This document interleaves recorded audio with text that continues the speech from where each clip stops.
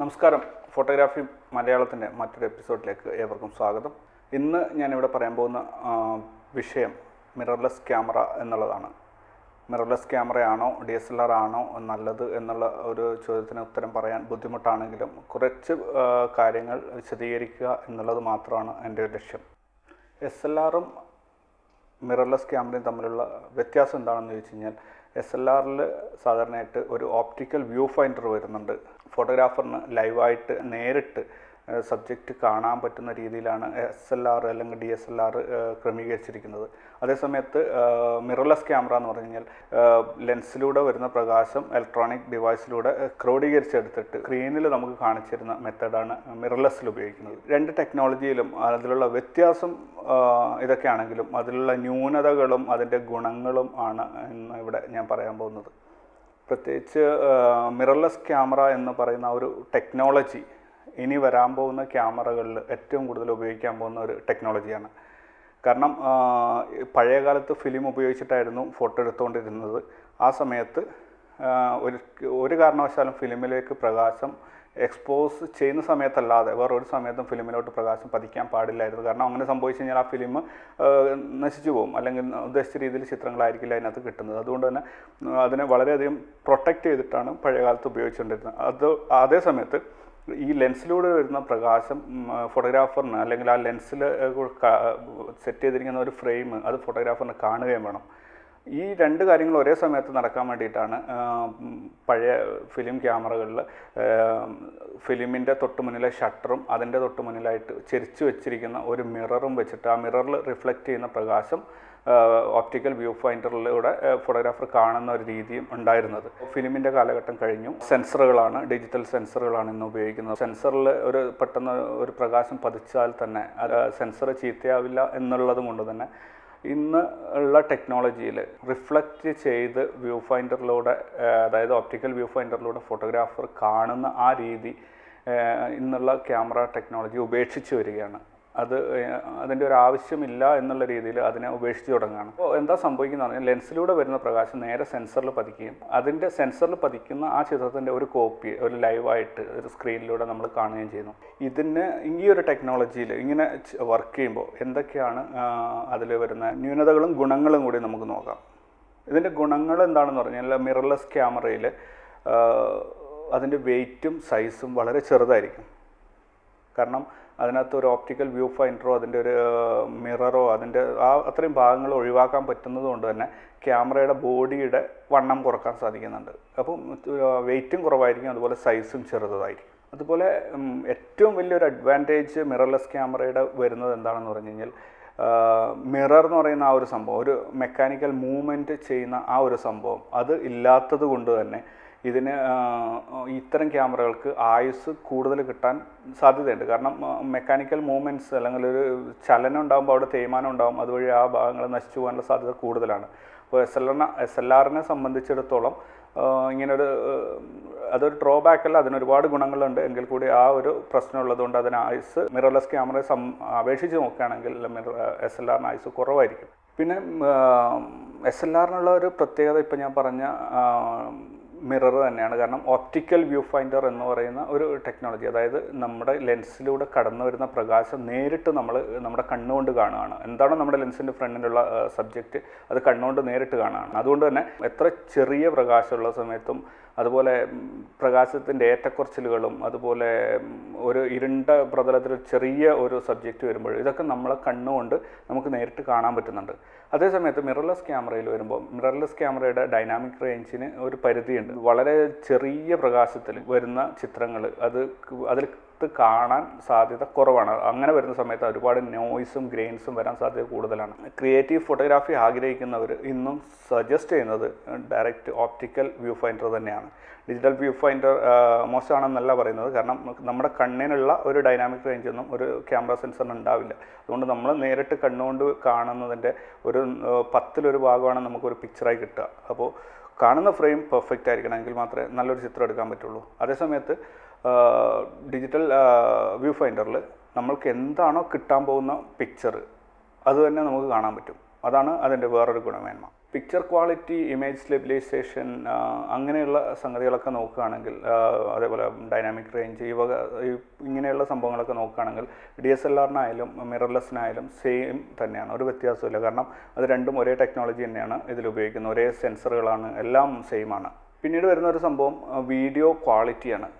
കൂടുതൽ പേരും DSLR-ലാണ് വീഡിയോ എടുക്കുന്നത്. ഇന്ന് DSLR-ൽ മുമ്പ് മുതലേ ഈ ഒരു ഓപ്ഷൻ ഉള്ളതുകൊണ്ടാണ് കൂടുതൽ പേരും അത് ഉപയോഗിക്കുന്നത്. എന്നാൽ ഇന്ന് മിറർലെസ് ക്യാമറയിൽ വീഡിയോ 4K ആയാലും, ഇപ്പം ഫുൾ HD അതിൻ്റെ തുടക്കം മുതലേ ഉണ്ടായിരുന്നെങ്കിലും ഇപ്പോൾ 4K ഒക്കെ വളരെ ഈസി ആയിട്ട് നമ്മൾക്കൊരു മിറർലെസ് ക്യാമറയിൽ ഷൂട്ട് ചെയ്തെടുക്കാൻ പറ്റും. DSLR-ൽ ഇപ്പോൾ ഈ അടുത്തിറങ്ങിയ ഏതാനും ക്യാമറകളിൽ മാത്രമാണ് ഈ 4K ഒക്കെ വന്നിട്ടുള്ളത്. മിറർലെസ് ക്യാമറയിൽ നമ്മുടെ പഴയ വീഡിയോ ക്യാമറയുടെ അതേ ടെക്നോളജി തന്നെ യൂസ് ചെയ്യുന്നതുകൊണ്ട് അതിന് സ്പീഡ്, പെർഫോമൻസ്, അതായത് ഒരു സെക്കൻഡിൽ എത്ര ഫോട്ടോ ഷൂട്ട് ചെയ്യാൻ പറ്റും എന്നുള്ളത് മിറർലെസ്സിന് കൂടുതലായിരിക്കും. അതിൽ ഒരു സെക്കൻഡിൽ ഒരുപാട് ചിത്രങ്ങൾ എടുക്കാൻ പറ്റും. അതൊരിക്കലും നമുക്ക് DSLR-ആയിട്ട് കമ്പയർ ചെയ്യാൻ പറ്റില്ല. കാരണം DSLR-ന് ഈ മിറർ ഓരോ പ്രാവശ്യവും തുറന്ന് അടഞ്ഞ്, ഷട്ടർ തുറന്ന് അടഞ്ഞ് ഇങ്ങനെ വരുന്ന ഒരു പ്രൊസീജിയർ ഉള്ളതുകൊണ്ട് അതിന് ഷട്ടർ ഫ്രെയിംസ് പെർ സെക്കൻഡ് കുറവായിരിക്കും. ഫോട്ടോഷൂട്ടിലാണ് ഇനി പറയുന്നത്. ഇപ്പോൾ വരുന്ന മിറർലെസ് ക്യാമറകളിൽ ഇലക്ട്രോണിക് ഷട്ടർ എന്നൊരു ഓപ്ഷൻ വരുന്നുണ്ട്. മെക്കാനിക്കൽ ഷട്ടറും ഇലക്ട്രോണിക് ഷട്ടറുമാണ് ഉള്ളത്. മെക്കാനിക്കൽ ഷട്ടർ എന്ന് പറഞ്ഞു കഴിഞ്ഞാൽ ഒരു ഡോറാണത്. അത് ആ സമയത്ത് അത് നമ്മൾ ഫോട്ടോ എടുക്കുന്ന സമയത്ത് അത് തുറക്കുക, ആവശ്യം കഴിഞ്ഞാൽ അടയുക എന്നുള്ളതാണ് മെക്കാനിക്കൽ ഷട്ടറിൻ്റെ പ്രവർത്തനം. എന്നാൽ ഡിജിറ്റൽ അല്ലെങ്കിൽ ഇലക്ട്രോണിക് ഷട്ടർ എന്ന് പറയുന്നത് നമ്മുടെ സെൻസർ ഇതൊക്കെ എപ്പോഴും ലൈറ്റ് അതിലോട്ട് വന്നുകൊണ്ടിരിക്കുക, അത് പിക്ചർ റീഡ് ചെയ്തുകൊണ്ടിരിക്കുന്നുണ്ടെന്ന് നമുക്ക് സ്ക്രീനിൽ കാണാം. എപ്പോഴാണോ നമ്മൾ ഷട്ടർ ബട്ടൺ ക്ലിക്ക് ചെയ്യുന്നത് ആ സമയത്ത് മാത്രം ആ സെൻസറിൽ പതിച്ചിട്ടുള്ള പ്രകാശം ആ ഒരു ഫിക്സ് ചെയ്തിരിക്കുന്ന സമയത്ത് മാത്രം റീഡ് ചെയ്തെടുക്കുന്ന ഒരു മെത്തേഡാണ് ഇലക്ട്രോണിക് ഷട്ടർ. ഇതിന് ഒരുപാട് ന്യൂനതകളുണ്ട്, അതുപോലെ ഒരുപാട് ഗുണങ്ങളുണ്ട്. മെക്കാനിക്കൽ ഷട്ടറിൽ DSLR-ലും മിറർലെസ് ക്യാമറയിലും മെക്കാനിക്കൽ ഷട്ടറിൽ പോലും ഡിഫറൻസ് ഉണ്ട്. കാരണം സാധാരണ ഒരു DSLR-ൽ ഷട്ടർ എന്ന് പറയുന്ന ഒരു സംഭവം എപ്പോഴും ഓൾവേസ് ക്ലോസ്ഡ് എന്നുള്ള ഒരു മെത്തേഡിൽ, ഒരു മോഡിലായിരിക്കും അത്. കാരണം എപ്പോഴും അതിൻ്റെ ഷട്ടർ അടഞ്ഞായിരിക്കും. നമ്മൾ എപ്പോഴാണോ ഫോട്ടോ എടുക്കുന്നത് ആ സമയത്ത് തുറക്കുക, അതിനുശേഷം വീണ്ടും വന്ന് അടയുക എന്നുള്ളതാണ് DSLR-ൽ ഷട്ടർ, മെക്കാനിക്കൽ ഷട്ടറിൻ്റെ രീതി. എന്നാൽ മിറർലെസ് ക്യാമറയിലെത്തുമ്പോൾ മെക്കാനിക്കൽ ഷട്ടർ ആണെങ്കിൽ കൂടി അത് ഓൾവേസ് ഓപ്പൺ എന്നുള്ളൊരു മോഡലായിരിക്കും. അത് എപ്പോഴും തുറന്നായിരിക്കും. ലെൻസിലൂടെ വരുന്ന പ്രകാശം നേരെ സെൻസറിൽ പതിക്കുകയും അത് നമ്മൾ പുറകിലുള്ള നമ്മുടെ LCD-യിൽ കാണുകയാണ് ചെയ്യുന്നത്. എന്നാൽ നമ്മൾ ഫോട്ടോ എടുക്കുന്ന സമയത്ത് മിറർലെസ് ക്യാമറയിൽ നമ്മൾ ഷട്ടർ ബട്ടൺ ക്ലിക്ക് ചെയ്യുന്ന സമയത്ത് ഇത് വന്ന് ഇവിടെ ക്ലോസ് ചെയ്തിട്ട് കംപ്ലീറ്റ് സെൻസർ ഡാർക്ക് ആവും. അതിനുശേഷം നമ്മൾ ഫിക്സ് ചെയ്തിരിക്കുന്ന ഷട്ടർ ടൈമിൽ അത് തുറക്കുക, അതിനുശേഷം വീണ്ടും വന്ന് അടയും. അതിനുശേഷം സെൻസർ ഡിസേബിൾ ആയതിനു ശേഷം ഇത് വീണ്ടും തുറക്കും, സെൻസർ വീണ്ടും ലൈറ്റ് റീഡ് ചെയ്തുകൊണ്ട് കൊടുക്കും. അപ്പോൾ ഈ ഒരു ഷട്ടർ തുറന്നടയുന്ന സമയത്തുള്ള പ്രകാശം മാത്രമാണ് ഈ ക്യാമറ റീഡ് ചെയ്തെടുക്കുക. ഇലക്ട്രോണിക് ഷട്ടറിന് സെൻസർ ഒരു നിശ്ചിത സമയത്തേക്ക് മാത്രം ഉള്ള ഡാറ്റ റീഡ് ചെയ്തെടുക്കുന്ന രീതിയാണ്. അതിൽ അവിടെ പ്രത്യേകിച്ച് മെക്കാനിക്കൽ മൂവ്മെൻറ്റ്സ് ഇല്ല. കാരണം ഇലക്ട്രോണിക് ഷട്ടർ ഉപയോഗിക്കുകയാണെങ്കിൽ ക്യാമറയുടെ ലൈഫ് ഒരുപാട് കൂടാൻ സാധ്യതയുണ്ട്. പക്ഷേ അതിന് ഒരുപാട് ന്യൂനതകളുണ്ട്. ഒന്ന് പ്രധാനമായിട്ടും പറയുന്നത് നമ്മളിപ്പോൾ റോളിംഗ് ഷട്ടർ എഫക്റ്റ് എന്ന് പറയും. അതിപ്പോൾ നിങ്ങൾ മൊബൈൽ ഉപയോഗിച്ചിട്ട് ഒരു വളരെ സ്പീഡിൽ ഓടുന്ന ഒരു കാറിൽ നിന്ന് സൈഡ് വിൻഡോയിലൂടെ ഒരു സീൻ ഷൂട്ട് ചെയ്തെടുക്കുകയാണെങ്കിൽ തീർച്ചയായിട്ടും നമുക്ക് കാണാം അവിടെ നിങ്ങളുടെ സൈഡിൽ കണ്ടിരുന്ന സീനറീസിൽ ഒരുപാട് ഷേപ്പ് വ്യത്യാസം വന്നിട്ടുള്ളതായിട്ട് കാണാം. അതിനെയാണ് റോളിംഗ് ഷട്ടർ എഫക്റ്റ് എന്ന് പറയുന്നത്. അത് ഡീറ്റെയിൽ ആയിട്ട് മറ്റൊരു വീഡിയോയിൽ ഞാൻ പറയുന്നുണ്ട്. ആ ഒരു പ്രശ്നം ഇലക്ട്രോണിക് ഷട്ടറിൽ, മിറർലെസ് ക്യാമറയിൽ ഉപയോഗിക്കുന്ന ഇലക്ട്രോണിക് ഷട്ടറിൽ ഈ ഒരു പ്രശ്നം വളരെ കൂടുതലായിരിക്കും. കാരണം ഇതിൽ സെൻസറിൽ ഒരു സ്പെസിഫിക് ടൈമിലുള്ള ഡാറ്റ റീഡ് ചെയ്യുമ്പോൾ ഈ ഒരു എഫക്റ്റ് കൂടുതൽ വരും. അത് ഒഴിവാക്കാൻ വേണ്ടിയിട്ട് പല ക്യാമറകളിലും ഗ്ലോബൽ ഷട്ടർ എന്ന് പറഞ്ഞിട്ട് വേറൊരു സിസ്റ്റം ഉണ്ട്. പക്ഷേ ഇതുവരെയും മിറർലെസ് ക്യാമറയിൽ അത് വന്നിട്ടില്ല. DSLR-ൽ വീഡിയോ എടുക്കുമ്പോഴും ഈ പറഞ്ഞ റോളിംഗ് ഷട്ടറിൻ്റെ പ്രശ്നം വരാറുണ്ട്. അപ്പോൾ ഇലക്ട്രോണിക് ഷട്ടർ ഉപയോഗിക്കുകയാണെങ്കിലും മെക്കാനിക്കൽ ഷട്ടർ ഉപയോഗിക്കുകയാണെങ്കിലും ഈ പ്രശ്നം നിങ്ങൾക്ക് ക്യാമറയിൽ വരും. വീഡിയോഗ്രാഫി ചെയ്യുമ്പോൾ ഇത് വരും. പക്ഷേ ഫോട്ടോഷൂട്ട് ചെയ്യുമ്പോൾ റോളിംഗ് ഷട്ടറിൻ്റെ എഫക്റ്റ് നിങ്ങൾക്ക് DSLR-ൽ വരില്ല. മെക്കാനിക്കൽ ഷട്ടർ ഉപയോഗിച്ചിട്ടാണ് നിങ്ങൾ ഫാസ്റ്റ് മൂവിങ് സബ്ജക്റ്റ് ഷൂട്ട് ചെയ്യുന്നതെങ്കിൽ നിങ്ങൾക്ക് റോളിംഗ് ഷട്ടറിൻ്റെ പ്രശ്നം സ്റ്റിൽ ഫോട്ടോയിൽ വരില്ല. എന്നാൽ ഇലക്ട്രോണിക് ഷട്ടർ ഉപയോഗിക്കുകയാണെങ്കിൽ നിങ്ങൾക്ക് സ്റ്റിൽ ഫോട്ടോയിലും മിറർലെസ് ക്യാമറയിൽ ഈ ഒരു പ്രശ്നം വരും. കാരണം അതിൽ ആ വീഡിയോ ക്യാമറയുടെ ആ ടെക്നോളജിയാണ് ഉപയോഗിക്കുന്നത്. ഒരു സ്പെസിഫിക് ടൈമിൽ സെൻസറിൽ വരുന്ന ഡാറ്റ, അത് ഡാറ്റ സെൻസറിൻ്റെ ഒരു ഭാഗത്തു നിന്ന് തൊട്ടാണ് അത് റീഡ് ചെയ്ത് വരിക.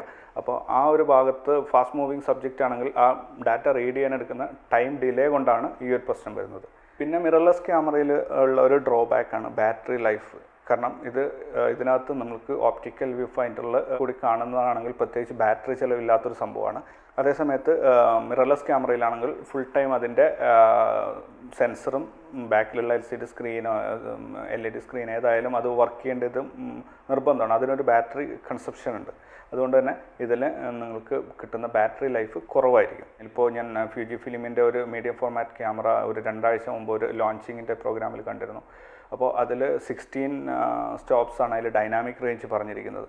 മീഡിയം ഫോർമാറ്റ് ക്യാമറയാണ്, 4K വീഡിയോ അടക്കമുള്ള ഒരു ക്യാമറയാണ്. അപ്പോൾ അത്രയധികം ഡൈനാമിക് റേഞ്ചും അതുപോലെ ലോ ലൈറ്റ് പെർഫോമൻസൊക്കെ കിട്ടുന്ന ഒരു ക്യാമറയിൽ ഇനി വരുന്ന കാലത്ത് ഈ പറയുന്ന എല്ലാ പ്രശ്നങ്ങളും പരിഹരിക്കാൻ മാത്രം ശാസ്ത്രം പുരോഗമിച്ചിട്ടുണ്ട്. അതുകൊണ്ട് തന്നെ എൻ്റെ ഒരു അഭിപ്രായത്തിൽ ഇനി വരാൻ പോകുന്ന ക്യാമറകൾ തീർച്ചയായിട്ടും മിറർലെസ് തന്നെയായിരിക്കും. അതേ സമയത്ത് DSLR ഒരിക്കലും മാർക്കറ്റിൽ നിന്ന് ഔട്ടായി പോവില്ല. കാരണം ഫിലിം ഉപയോഗിച്ച് ഫോട്ടോ എടുക്കുന്ന ആൾക്കാർ ഇന്നും ഉള്ളതുപോലെ DSLR അല്ലെങ്കിൽ SLR ഉപയോഗിക്കുന്നവർ എല്ലാ കാലത്തും ഉണ്ടാവും. അതുപോലെ ഏറ്റവും കൂടുതൽ ഉപഭോക്താക്കൾ ഉണ്ടാവുന്നത് തീർച്ചയായിട്ടും മിറർലെസ് ക്യാമറക്കായിരിക്കും. ഇനി വരുന്ന ടെക്നോളജിയും മിറർലെസ് ക്യാമറയുടേതായിരിക്കും. Thank you very much. ഞാൻ റഷീദ് തായ്ലാർ.